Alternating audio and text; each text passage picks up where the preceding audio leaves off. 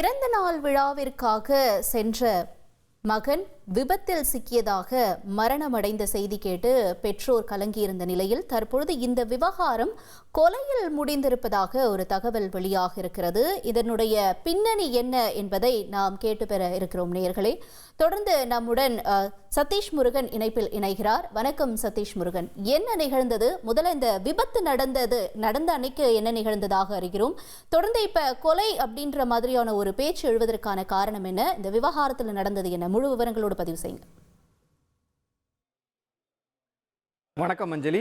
Birthday பார்ட்டிக்கு போயிட்டு வரேன்னு சொல்லிட்டு வீட்டிலிருந்து புறப்பட்டு சென்ற 3ஆம் ஆண்டு கல்லூரி மாணவன் நிதின் சாய் விபத்தில் சிக்குகிறார். விபத்தில் சிக்கியதாக முதற்கட்ட தகவல் வெளியான நிலையில் அது விபத்தல்ல, திட்டமிட்டு செய்யப்பட்ட கொலை என அவரது நண்பர்களும் பெற்றோரும் போராட்டம் நடத்திய நிலையில் கொலை வழக்காக அது மாறியிருக்கிறது. இதனுடைய பின்னணி என்னவென்று பார்த்தோம் என்றால், நிதின் சாய் என்பவருடைய நண்பர் வெங்கடேசன், இவர் 12ஆம் வகுப்பு மாணவியை காதலித்து வந்திருக்கிறார். அந்த மாணவியை இன்னொரு நபர், அதாவது பிரணவ் என்பவரும் காதலித்து வந்ததாக கூறப்படுகிறது. இந்த சூழ்நிலையில் வெங்கடேசனுக்கும் பிரணவிற்கும் ஏற்கனவே முன்விரோதம் இருந்துள்ளது. இந்த முன்விரோதம் காரணமாக வெங்கடேசன் தரப்பிலிருந்து நிதின் சாய், அபிஷேக் உள்ளிட்ட நபர்களும், அதே போல் பிரணவ் தரப்பிலிருந்து திமுக நிர்வாகியினுடைய பேரன் சந்துரு, அவருடைய நண்பர்களும் ஒரு தரப்பிலும் இருந்து மோதி கொண்டிருக்கிறார்கள். இந்த விவகாரத்தில் சந்துரு ஏற்கனவே வெங்கடேசனை ஃபோனில் மிரட்டியுள்ள சூழ்நிலை. இதனால் மனமுடைந்திருந்த வெங்கடேசன் 2 தினங்களுக்கு முன்பு அண்ணா நகர் பகுதியில் ஒரு பிறந்தநாள் பார்ட்டி நடக்கிறது. அது மோகன் என்பவருடைய பார்ட்டி. அவருடைய நண்பர்கள் தான் நிதின் சாய், அபிஷேக், வெங்கடேசன். அவர்கள் ஒரு 15 பேருக்கு மேற்கொண்ட குழுவாக சென்று அந்த பகுதியில் பிறந்தநாள் விழா கொண்டாட்டத்தில் ஈடுபட்டிருக்கிறார்கள். இந்த தெரிஞ்சு கொண்ட அந்த திமுக நிர்வாகியினுடைய பேரன் சந்துரு, பிரணவ், அந்த குழுவினர் என்ன செய்கிறாங்கன்னா, வெங்கடேசனுக்கு ஃபோன் செய்து இந்த விவகாரத்தில் தொடர்ந்து தலையிட்டால் உன்னை கொன்று விடுவோம் என ஃபோனில் முதல்ல மிரட்டியிருக்காங்க.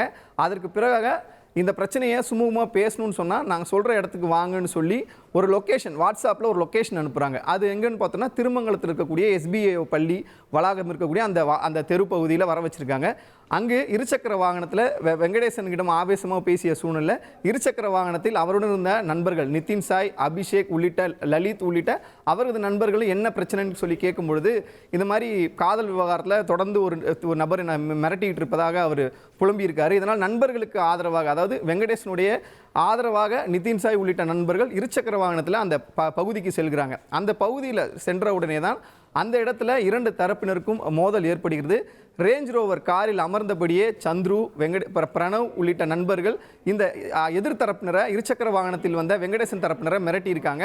ஒரு கட்டத்தில் வாக்குவாதம் அதிகரித்து லலித் என்பவர் மீது இந்த காரை வைத்து மோதுறாங்க. அதில் அவருக்கு காலில் அடிபடுது. இதனால் என்ன பண்ணுறாங்கன்னா, பயந்து தங்களை காரேற்றி கொன்று விடுவார்கள் என்று பயந்து இருசக்கர வாகனத்தில் வந்தவங்க 4புறமும் தப்பித்து செல்வதற்கான முயற்சியில் ஈடுபடுறாங்க. வாகனத்தில் வேகமாக இயக்குறாங்க. இதை சூழல இந்த காருக்குள்ளே இருந்த நபர்கள் இவங்களை யாராவது ஒருத்தனை கொன்னாதான் நம்ம வழிக்கு வரமாட்டாங்க அப்படின்ற சொல்லி பின்தொடர்ந்து கண்மூடித்தனமாக இருசக்கர வாகனங்களை பின்தொடர்றாங்க. அதில் தான் நிதின் சாயும் அபிஷேக் என்பவரும் பயணித்த அந்த இருசக்கர வாகனத்தில் இந்த வாகனத்தை மோதுறாங்க. இந்த வாகனத்தில் மோதியதுமே உடனடியாக விபத்தில் சிக்கி நிதின் சாய் கீழே விழுந்து மயக்கம் அடைகிறாரு. அபிஷேக்கு படுகாயம் அடைகிறார். கார் இடித்து விட்டு திரும்பி இவர்களை பார்த்து சிரித்து, இப்போ தான் நீங்கள் அமைதியாக இருப்பீங்க அப்படின்னு சொல்லிட்டு காரில் இருந்தவங்க சிரிச்சுட்டு அங்கேருந்து கிளம்பி போயிருக்காங்க. உடனடியாக அபிஷேக்கும் நிதின் சாயும் அருகில் இருந்த நண்பர்களால் மருத்துவமனைக்கு அழைத்து செல்லப்படுகிறாங்க. அங்கே நிதின் சாய் ஏற்கனவே இறந்து விட்டார் என்கிற தகவல் வெளியாகி இருக்கிறது.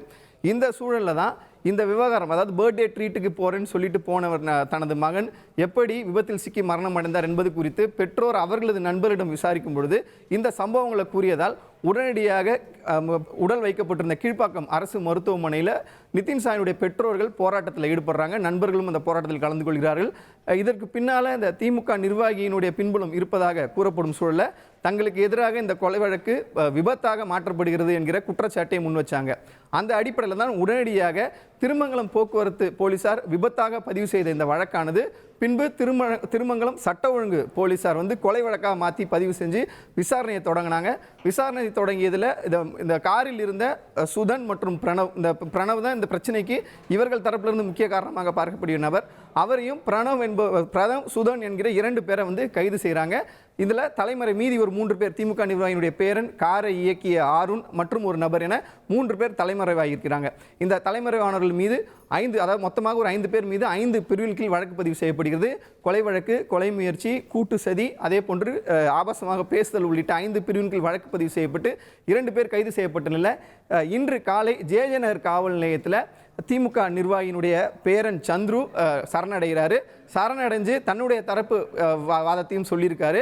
இந்த நிலையில் சரணடைந்த அவரும் கைது செய்த போலீசார் அவரிடம் நடத்திய விசாரணையில் தான் காரில் மட்டுமே இருந்ததாகவும், தான் காரை இயக்கவில்லை எனவும், கொலை செய்யும் நோக்கத்திலோ தாக்குதல் நடத்தும் நோக்கத்திலோ அங்கு செல்லவில்லை எனவும் அவர் தெரிவித்ததாக தகவல்கள் வெளியாகிருக்கிறது. எனினும் அவரும் இந்த வழக்கில் சேர்க்கப்பட்டிருப்பதால் கொலை வழக்கின் கீழ் அவரும் கைது செய்யப்பட்டிருக்கிறார். காரை இயக்கியதாக கூறப்படும் ஆருண் என்பவர் ஒரு வழக்கறிஞனுடைய மகன் என்று தெரிய வந்திருக்கிறது. அவரை பிடிப்பதற்காகவும் போலீசார் தேடி வரக்கூடிய சூழலில் இந்த வழக்கு தற்பொழுது நடந்து வருகிறது. குறிப்பாக காதல் விவகாரத்தில் சம்பந்தமே இல்லை. அதாவது இந்த மரணமடைந்த நிதின் சாய்க்கு இந்த விவகாரத்தில் எந்தவித தொடர்பும் கிடையாது. தனது நண்பருக்கு ஆதரவாக பேச போன இடத்துல இவ்வாறு அவர் கொலை உண்ட சம்பவம் அந்த பெற்றோர் மத்தியில் பெரும் சோகத்தை ஏற்படுத்தியிருக்கிறது. இவர் வீட்டிற்கு ஒரே மகன் என்பதும் இதில் குறிப்பிடத்தக்க விஷயமாக பார்க்கப்படுகிறது. குறிப்பாக இந்த விவகாரத்தில் இந்த குழந்தைகள் மற்றும் இந்த இளம் வயதில் இருக்கக்கூடிய நபர்களுடைய மனோரீதியான விஷயங்கள் குறித்து மனோதத்துவ நிபுணர்கள் கூறும் பொழுது இது போன்ற பின்புலத்தில், அதாவது ஓரளவுக்கு தங்களுடைய கல்லூரியில் எந்தவித பிரச்சனையும் சந்திக்காதவர்கள், அதே போன்று அனைத்து விதமான வசதிகளையும் பெற்ற இந்த 2 தரப்பில் இருக்கக்கூடிய இந்த மாணவர்கள் தங்களுக்கு எந்த பிரச்சனை, வாழ்க்கையில் எந்த பிரச்சனை முக்கியமான பிரச்சனை என்பது அறியாததால் இது போன்ற சிறு சிறு விஷயங்களில் தங்களில் யார் பெரியவர் என்பதை நிரூபிக்கும் வகையில் இந்த மோதலில் ஈடுபட்டது. இதனால் பெற்றோர் தரப்பிலும் அவர்கள் கவனமாக இருக்க வேண்டும்.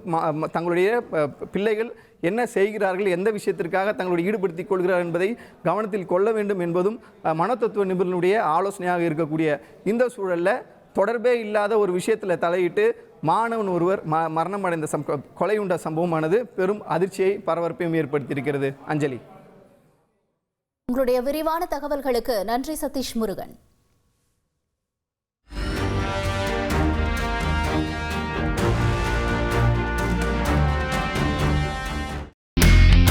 இனி செல்லும் இடமெல்லாம் செய்தி.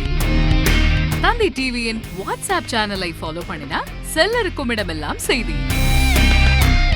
இதோ QR கோட், இப்பவே ஸ்கேன் பண்ணுங்க, ஃபாலோ பண்ணுங்க.